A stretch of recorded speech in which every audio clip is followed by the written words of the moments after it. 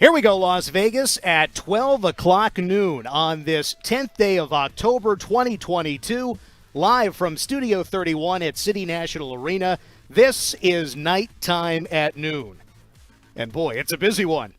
First day of the regular season, training camp behind us. The Knights' first game is tomorrow in Los Angeles. Hello again, everyone. I'm Dan Duva with Golden Knights insider Gary Lawless. And Gary, we have lots of news to talk about and even some news to break. Moments ago, officially announced by the Vegas Golden Knights, one of their restricted free agents has signed a new contract with the team. Nick Hague has agreed to a 3-year contract extension worth an average annual value of $2,294,150. So I'll be honest, 3 years is longer than I thought this would be a 1-year or 2-year deal. And I think this is a win for the player. That's $2 million a year is a lot of money. But for the organization, we always have to be cognizant of the cap hit. It is spread out over a longer period. He gets a little more money as a result, but still, for the kind of player I think Nick Hague is going to become this year, it's going to be a real team-friendly deal. Nick Hague is 23 years old. He'll turn 24 in December. He was drafted by the Golden Knights in 2017, second-round pick. He was the fourth Golden Knights selection in that very first VGK draft. And he signed his entry-level contract in September of that year, 2017. And that contract didn't kick in until he turned pro in 2019. So over the course of the last 3 years on that ELC entry-level contract, he was making $791,000. So he gets a nice raise. And in just moments, Nick will be joining us live by telephone. So stand by to hear from Nick Hague in moments to talk about signing his new deal with the Vegas Golden Knights, 3 years, announced just moments ago. He's physically much different than he was that night in Chicago, when that morning in Chicago. It was Saturday morning. Friday night was the first round, and I actually had breakfast with Kelly McCrimmon and Bobby Lowe's before we got on the bus to go over to the draft, and they both had the draft list with them. I was not privy to it, but Bobby did say if one of the two oak trees is still there when we get to pick, we'll do just fine. And Nick Hague was one of those oak trees, and he was 214 pounds that day. He's 238 now, and I watched him skate before. He was here with his teammates for a lot of August and September, hoping to get a deal done, and he looked fantastic. And the closest kind of thing to him in the NHL that I have seen in terms of what he looks like when he skates now is Colton Parayko. He was Bambi when he got here, when he started, right? And he's worked a lot with Scott Jones, who is Misha Donskoff, who are the skills and skating guys with the Golden Knights, and he's just improved. He's gotten bigger, he's filled out, and his stride is no longer akimbo. It is he is really, I wouldn't say smooth, but powerful and long. And I'm just excited to see him. It'll probably take a little while for him to get up to speed with what Bruce is doing, find out, how much skating and conditioning he's been able to do while he's been away in his hometown of Kitchener. But look forward to seeing him soon. Nick has not been practicing with the team, of course. He was participating in the captain's practices prior to training camp. He has since gone back to his native Kitchener, Ontario, and now the question is how quickly can he join the Golden Knights? And then second, once he joins the team, how quickly does he get up to speed? Bruce Cassidy did say a few days ago that they've communicated some things to Nick for this eventuality, the hopeful eventuality that now has come to fruition, but it's not going to be overnight. And we chatted with George McPhee just moments ago, and acknowledging it's disappointing that Nick wasn't here for training camp because all of the other guys have worked their butts off to get into not only game shape, but in Bruce Cassidy's system and learning all those little things. It's not as though it's the same exact coaching staff that he's walking into. You've got to learn some things and learn who you're playing with and those little things that will take a little bit of time. So you might might not see him tomorrow night for the opener because he hasn't been practicing with the team. Bruce did say something to the effect last week of that they'd been relaying some stuff to him. Now, that probably John Stevens has probably called him a few times and said, this is what we did today, and just kind of explaining those things to Nick. Nick's a highly intelligent player and person, so I do think he will pick up what Bruce has installed here, implemented, and I don't think it'll take him that long. Yeah, of course, Golden Knights training camp has been underway for about 10 days or so. It'll be a couple of weeks by the time the Knights hit the ice tomorrow against the Los Angeles Kings. Again, if you're just joining us, Nicholas Hague has signed a 3-year contract with the Golden Knights. He was among the final restricted free agents in the National Hockey League, and he has signed prior to the season. There are some salary cap implications for that. It is a 3-year deal. George McPhee told us that they had been discussing a 2-year deal for a long period of time, but 3 years has been the discussion. That's been the offer for the last 4 weeks, and now here we are on the eve of Game 1, and Nick has agreed to sign that contract, keeping him with the Golden Knights for that duration. And we get into all the salary cap permutations down the line. So Nick will join us. Gary, in addition to that breaking news, the Golden Knights are finishing up their final preseason practice, and there is additional news to report there because we get a little bit more of who's going to be on the team. We'll get into that in just a few moments. We know now that Nicholas Hague is back, and Nick is standing by live. Nick, I presume from your home in Kitchener, Ontario. Dan Duva here, Gary Lawless. How's it going, and congratulations?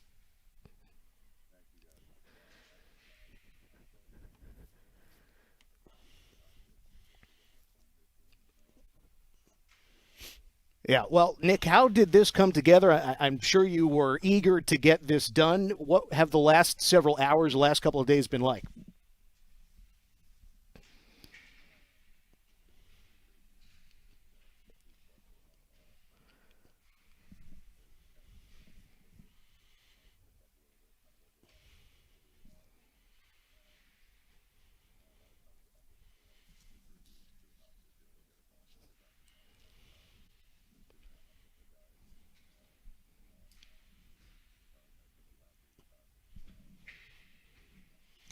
So just kind of, take the listeners inside negotiations a little bit. I would imagine your agent is handling most of these conversations with the Golden Knights, but at some point in time, he probably phones you and says, okay, this is on the table right now. Does he recommend it to you, or how did that happen? How did that last call where you say to your agent, let's do it? How does that happen?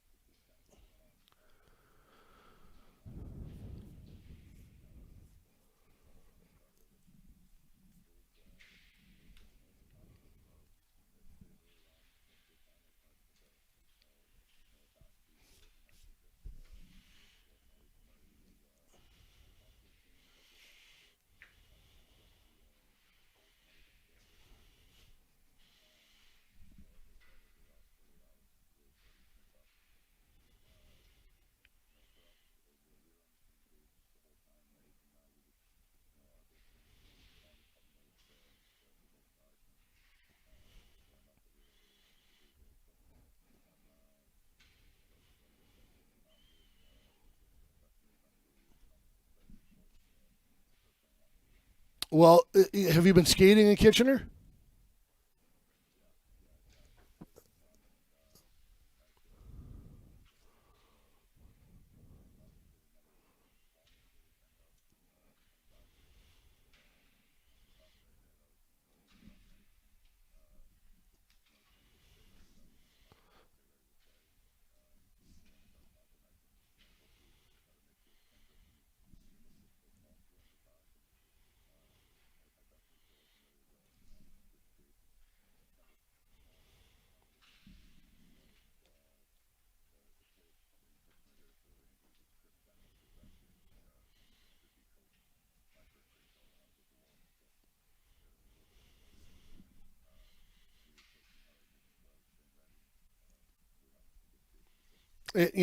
being optimistic or even conservative, when do you think you can play in an NHL game? Good answer. Good answer, Nick. Just the guys who've been here, have been learning Bruce Cassidy's systems. We understand that there's been some communication with you about those things. Can you give us some insight at how much you've learned about what the new coaching staff has implemented here?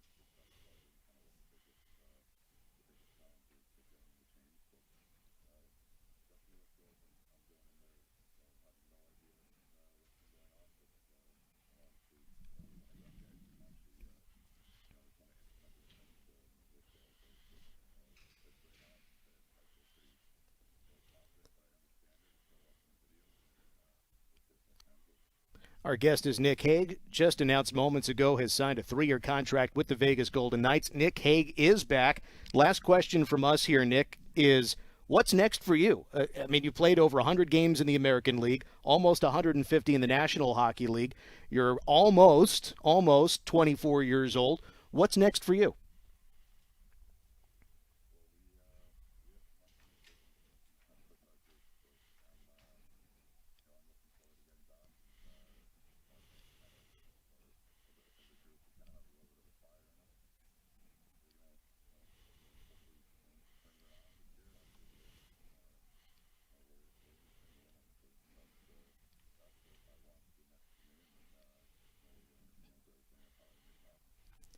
Going into his 5th professional season, Nick Hague signing a 3-year contract, announced just moments ago.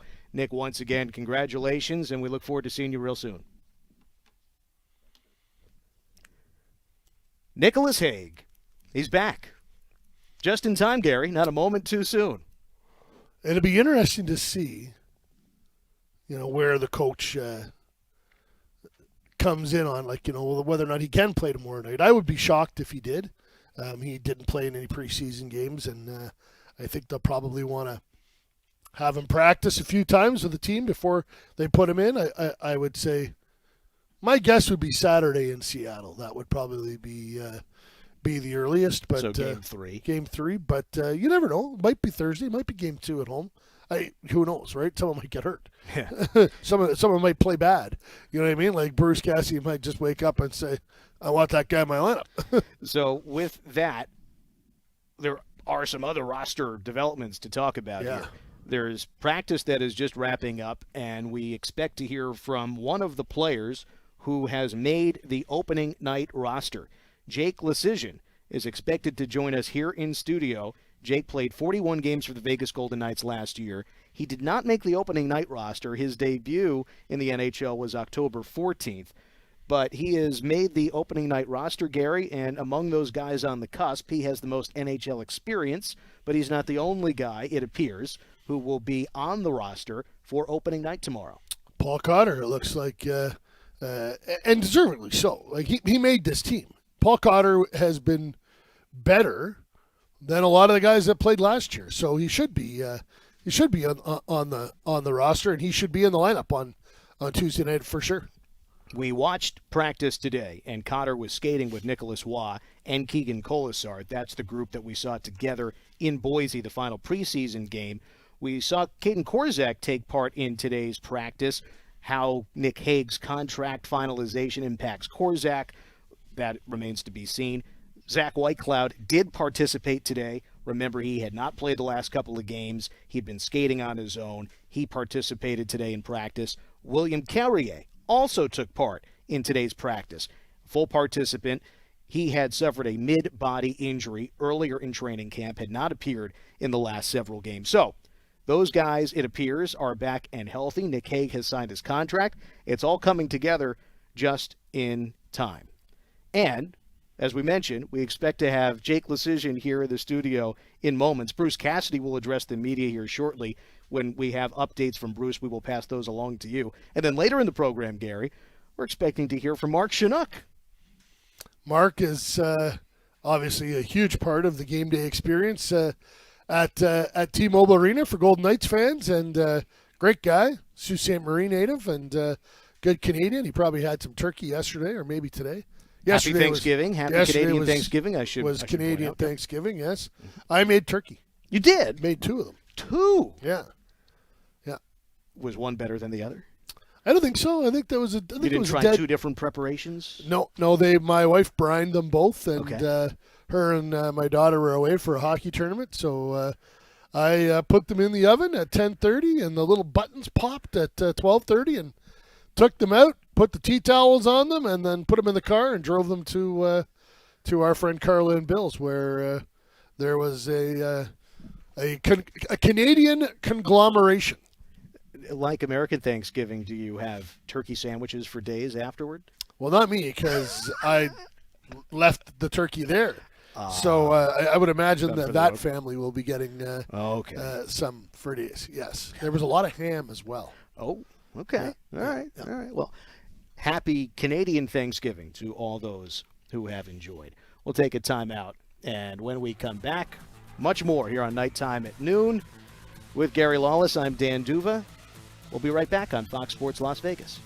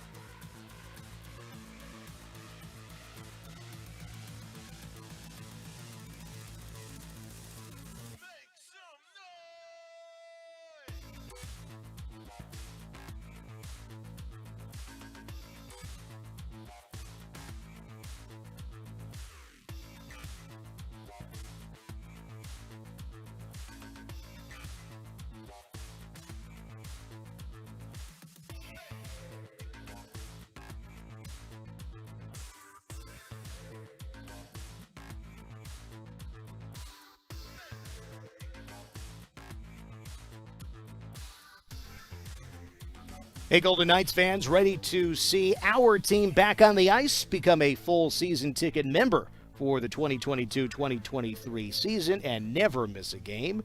A full season member will have perks such as discounts on merchandise, parking, and more. More information about a full season membership available with the Vegas Golden Knights sales team. Send an email to tickets@vegasgoldenknights.com, tickets@vegasgoldenknights.com, or give them a ring, 702-645-4359. Again, 702-645-4359. Information on full season membership with the Vegas Golden Knights.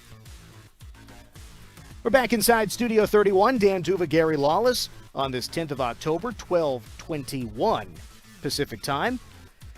It's almost like Christmas Eve, Gary. The season begins tomorrow. It's Game 1 Eve as the Knights take on the Los Angeles Kings.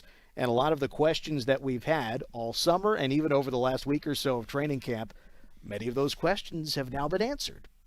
And today it's the news of Nick Hague signing a 3-year contract and the roster pared down. We've got a better sense of who will be in the lineup tomorrow for the Knights against the Kings. I like the roster a lot. And if you just go down the lineup, the duos that have been formed. And in the case of Eichel and Kessel, I would say it's a trio because I think Riley Smith is just as involved. And there's special chemistry between Eichel and Kessel, but Riley brings a huge element to that line. And then Stevenson and Stone, and they're going to have Brett Howden with them. Marchessault and Carlson, and Amadio will be with them. And then Nick Waugh centering the fourth line. I think it'll probably be Cotter and Colasar tomorrow night. We'll see if Carrier is, announces himself ready to play. But I do think Paul Cotter deserves to play on Tuesday night. I think he's earned that spot. The blue line, no questions there. It's fantastic and just got stronger with the addition of Nick Hague. It's a net that is kind of, I asked you this morning who's the starting goalie on Tuesday night, and you said unequivocally Logan Thompson. I don't know that, right? And it will be interesting to see, your logic is really clear and makes sense. They did trade for Aiden Hill for a reason. I don't think they traded for him to be a backup. They have Laurent Brossoit for that.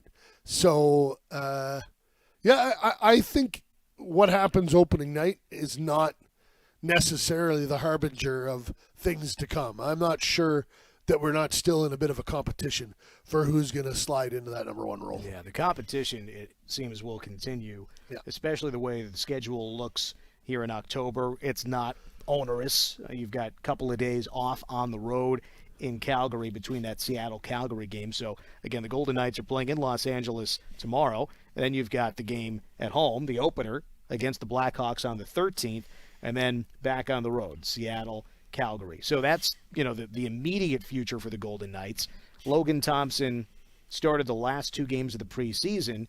We had this discussion on the air after the game in Salt Lake City, and it maybe wasn't the best start for Logan Thompson. Seemed to settle in. The Knights won the game. Got the start in Boise and looked better. He did not go the distance, but perhaps the opportunity was given to Logan Thompson to bounce back in the same way that Aiden Hill, after a not great performance, was given the opportunity to bounce back. And both of them essentially did bounce back when they were given the opportunities to start 2 games in a row. I thought Aiden got better as the preseason progressed. I think that, very admittedly, there was some rust. He did not play a lot of hockey last year in the second half of the season. Yeah, he played 1 game after January. Yeah, so he needed a little bit of work, and they got him that. And I do think this. I think the Golden Knights are going to defend better than they did in the preseason, and it'll be interesting to see. I don't expect this team to struggle offensively. I think they're going to score goals, and Bruce Cassidy's calling card as a coach is his teams play good defense. Yeah. Defensively, since you mentioned it, we've seen Alec Martinez and Alex Pietrangelo together. we've seen Braden McNabb and Shea Theodore together. That pretty much seems like a lock for those two pairs. Then the third pair, with White Cloud unavailable for a couple of games, Caden Korzak had gotten more opportunities. Korzak ends up playing 6 out of the 7 preseason games, paired with Ben Hutton, and then also Zach Whitecloud unavailable, and so Alec Martinez was given a day off, so Jake Bischoff got another game. Point is, it's been that third pair, Hutton, Whitecloud, Korzak, Bischoff. There's been perhaps a rotation there. Now you add Nick Hagan to the fold, and you start to wonder about how many defensemen will the Knights carry during the regular season. You would think Martinez and Pietrangelo, McNabb and Theodore, Whitecloud, Haig, Hutton would be the likely 7 if you were to carry 7. Otherwise, someone's got to be placed on waivers. That would be how you look at it. Then the question is, how often do you see the same 6, the same exact 3 pairs, or how often does Bruce Cassidy rotate somebody in so someone's not sitting on the bench for too long? Yeah, Ben Hutton is obviously going to be the number 7 guy at some point in time, and whether or not I don't think he'd clear waivers. I think he's a pretty useful player. Someone would grab him. Vegas does have Caden Korzak, who does not need to clear waivers, so they can, certainly can use him. Jake Bischoff is another option. They have depth at center ice, on the blue line, which is a really good place to be. Let's talk about the way that the forward combination, you mentioned the pairs Marchessault and Carlson on that third line with Michael Amadio. That's not what it looked like when training camp started, Gary. That was just sort of in the last few games where we started to see that, where Brett Howden had been with Carlson and Amadio. Jonathan Marchessault, they tried him a couple of times there with Stevenson and Stone, and for whatever reason it didn't quite click. So they swapped Howden and Marchessault, and you were talking about the pairs. It seems like you've got those pairs now. What do you think the benefit is there for Howden to play up and the benefit for Marchessault? I don't want to say play down because he's still playing with William Karlsson, but what do you make of those that tweak over the course of the last several days? Well, William and Jonathan are a good pairing. They create offense. William is a really good 200-foot defenseman. So forward, it gives Bruce Cassidy a line that can produce offense down the lineup, but also is really good defensively. I think that William, any line that William Karlsson is on is going to have an edge in that area. But I also think that they're going to get really good matchups, which will be good. I didn't think Marchessault developed chemistry with Stone and Stevenson, and that's why he had that switch. And almost immediately, Howden looked at home with those guys. And I think that line needed a little bit of a hammer. And, he is a big guy. He can move, and he'll get in on people quick. You think about, if you're an opposing coach, how to match up with opposing lines. It seems to me, this configuration with Howden up and Marchessault with Karlsson and Amadio, that seems like it's harder for an opposing coach to match up with, harder to handle. Well, there's offense in 3 lines. Yeah. And listen, let's not discount Nick Waugh and Paul Cotter. They both produced in the preseason. I'm wondering what they're going to look like as a line. I think that's super exciting to have a young guy like Paul Cotter trying to make his way and starting deep in the lineup. He's a homegrown Golden Knights product. They brought him along. Excuse me. Yeah, and I think his time is his time. If it's not his time right now, it will be very soon. I've asked this question a few times. I don't think I've asked it on the air. Among the Golden Knights who are indeed homegrown, who will be the first to hit 100 NHL games and solidify himself as an NHLer? Whitecloud and Haig have done that.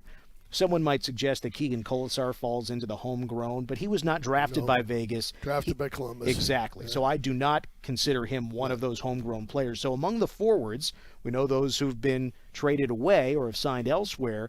Who's the first? Lecision has 41. Cotter's only got 7. Ron Bjerg's not too far behind Lecision. So I wonder if it's one of those 3 guys and which one. Who's going to be the first among that group? the homegrown forwards to solidify himself as an NHLer and play 100-plus games. Yeah, my guess would be Lecision because he's got such a head start on Cotter, but I think Cotter's going to close that gap this year. Yeah, okay. We have Mark Chinook coming up. That'll be fun.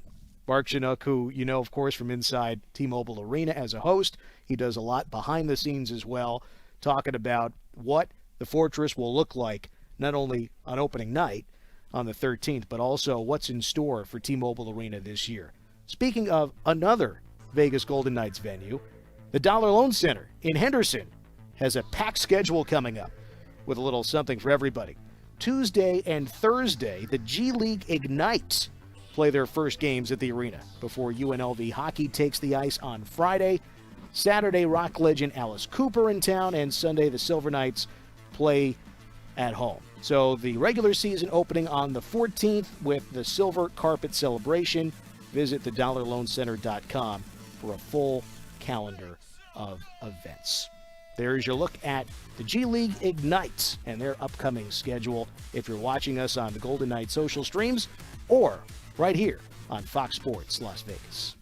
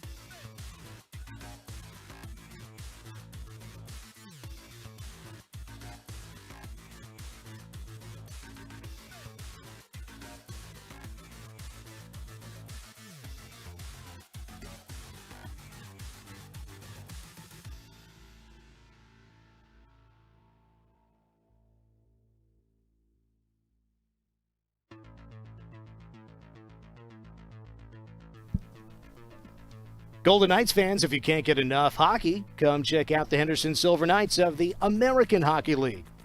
Playing at the Dollar Loan Center in Henderson, single game, group, and mini suite tickets for home games are on sale now. Contact the Henderson Silver Knights ticketing team at 702-645-4259 or head to hendersonsilverknights.com to learn more. Again, 702-645-4259 for your Henderson Silver Knights ticket opportunities.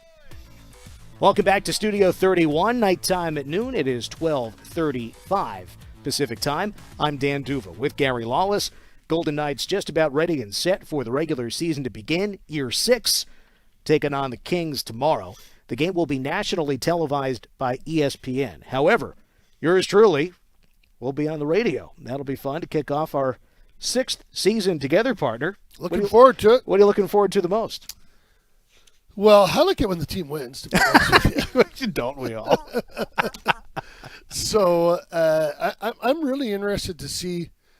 I think Kelly McCrimmon did a really nice job this summer, adding a couple key pieces. Phil Kessel has very quickly become he doesn't look like a $1.5 million hockey player, that's for sure.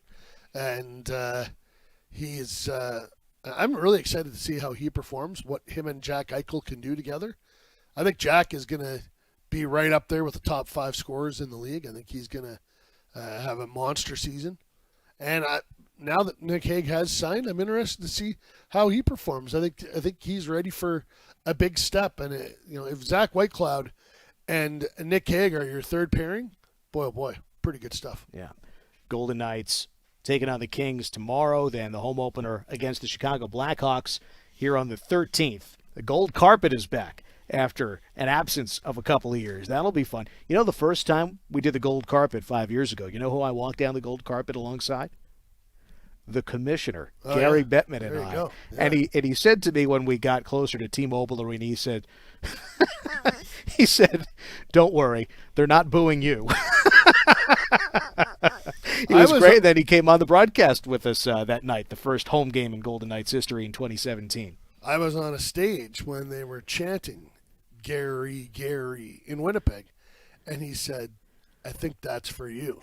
And I said, that's for you. It's interesting. So this was the return of the Jets to Winnipeg. Yeah. And a lot of revisionist history put the blame on him. And the fact is the owner didn't want to own the team anymore, put it up for sale, and the local guys didn't come up with the money. Guy from Phoenix did. Said, "Here, I'll give you this much." Okay. The guy moved it. That's what happened. It wasn't Gary Bettman's fault. Economic conditions weren't very good in Winnipeg at the time. Anyways, he brought the team back to Winnipeg. They did get local ownership who could afford to spend the money to get the team. So Mark Chipman invited Gary to come out on the ice with him to drop the ceremonial puck to start the game. And Gary said, "No, I don't want you and David Thompson, Mark Chipman's partner, I don't want you guys to get booed." And then we invited him on our radio show, and at first we were doing it in the lobby of the arena. It was filled with people, the concourse. And the first answer from his PR people was no. And then came back a note, "We'll try it, but at the first hint of anything embarrassing, we're taking him out of there." Well, he's got the phalanx of former Brooklyn cops, the Irish cops that are his bodyguards from New York City. They're helping him move through this sea of people in Jets jerseys. And as he gets to the stage, they start chanting his name because they viewed him as part of the solution in helping them get their team back. So while he was on stage with us, he texted Mark Chipman and said, "I've changed my mind. I'll see you on the ice." He knew they weren't going to boo him. There you go. Well, there's a little peek into the world of the commissioner, Gary Bettman, who's going into year 27, 28? 94 already started, I think. Yeah. So there you go. He's been the longest standing commissioner of the 4 major sports.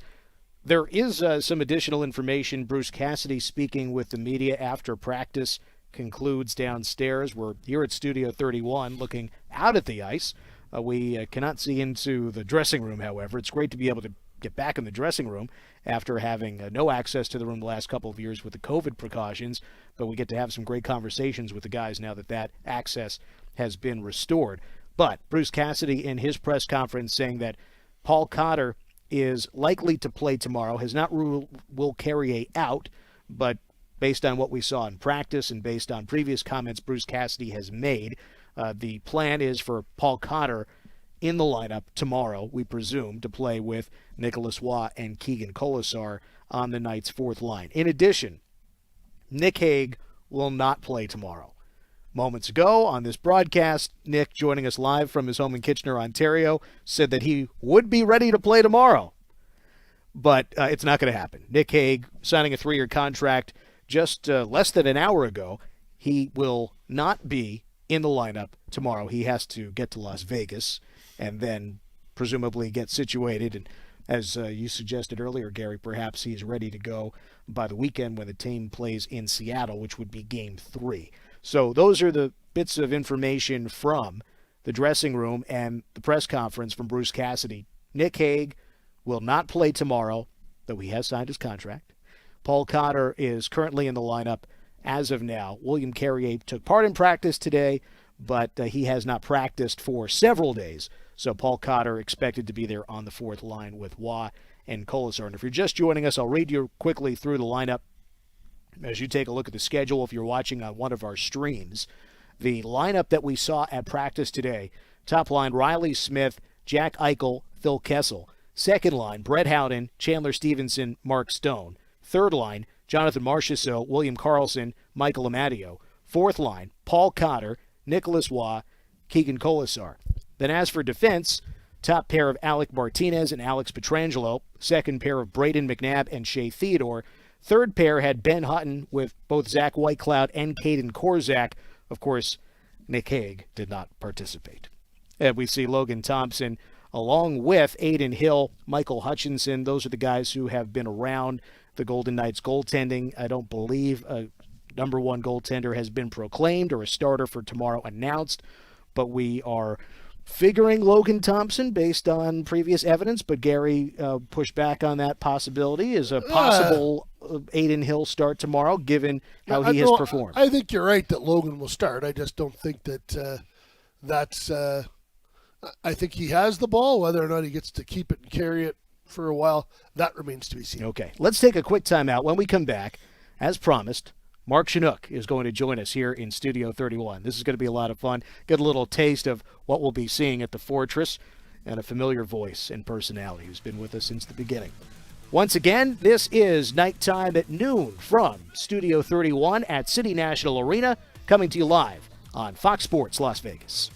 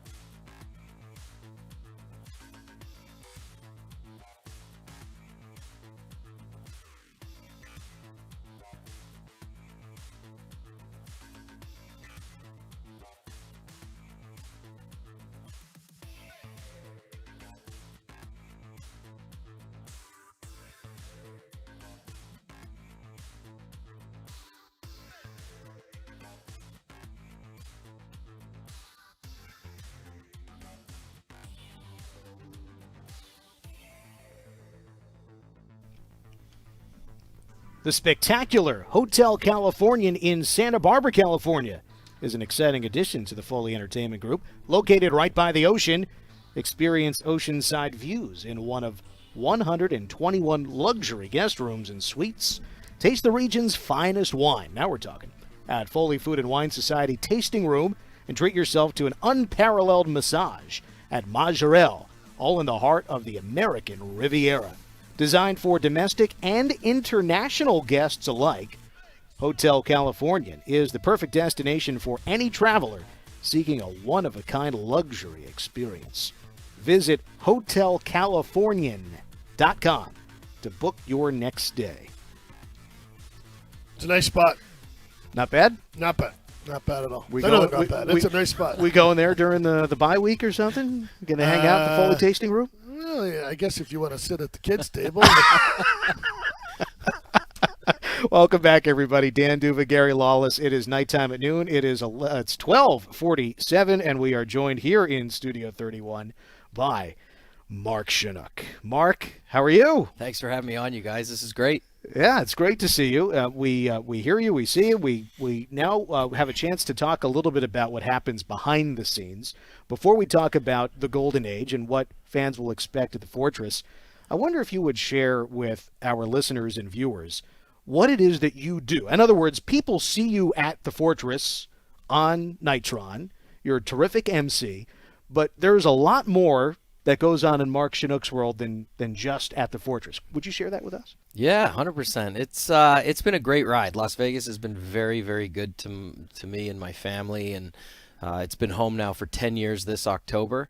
I came out with a show. I was a Broadway performer. I came out 10 years ago and was singing 80s hits and Rock of Ages at the Venetian, and I was there for 3 years. And at that time is when our owner, Mr. Foley, announced Vegas wants hockey. And as a kid from Sault Ste. Marie, Ontario, I was like, man, this is great. I want in. So I literally cold called Fidelity Financial while I was performing nightly, and Todd Pollock got on the phone. He was the only employee at the time. And he goes, is this Mark Chinook from Rock of Ages? I said, oh, my God. I said, you know the show? He goes, yeah, man, I bring all my dates there. So I just outed Todd publicly on the show that Rock of Ages was his go-to with dates.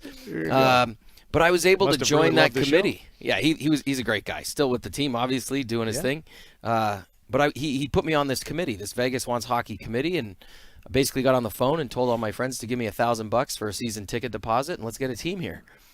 And then once the front office was hired, Johnny Greco, who was our fearless leader, season 1, found out about my entertainment background. He said, hey, would you be interested in being our in-arena host or one of our in-arena hosts? I said, absolutely. And I've been in a kid in a candy store ever since. And to be quite honest, the Vegas Golden Knights changed my life. It put me in front of 18,000 people 41 times a year.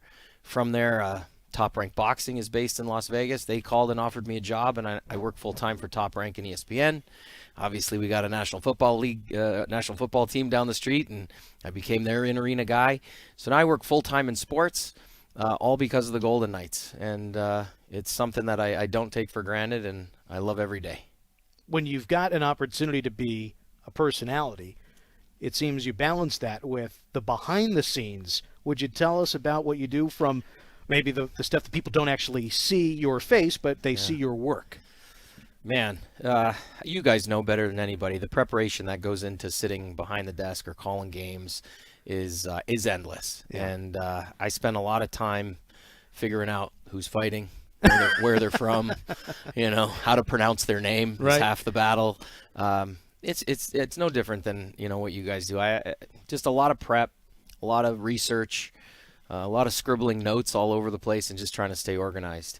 But this is a new season, and I'm really excited to be working alongside Andrew Abrams and everybody in the entertainment department now in the office every day. I get to see you guys and. Just, like I said, kid in a candy store. And bringing the creative genius that Mark Chinook brings to the show, and now bring it to the creative aspirations behind everything. So what have the conversations been like? I mean, we're now just days away from the first home game of Season 6. What has it been like getting ready for this, and maybe a little bit of a preview of what we might see coming up? It's been insane. It's been a learning curve for me to see the behind the scenes of what goes into preparation for a National Hockey League season. Prior to this year, I was only privy to walking in T-Mobile at 4:30. I'd grab my scripts. We'd have a production meeting. And one of the first things that I wanted to learn when they offered me the gig to come in and work with the team was, how do we get to 4:30? Because up to this point in the 5 seasons, I've been walking into T-Mobile at 4:30, and I do my job. So it's been really remarkable to be a part of this entertainment team at the Golden Knights, who set the bar so high not only in hockey, but in all of sports. Everybody looks to the Vegas Golden Knights to see what they're doing in the arena. Big tip of the cap to Andrew and Tyler, who have been there since year one.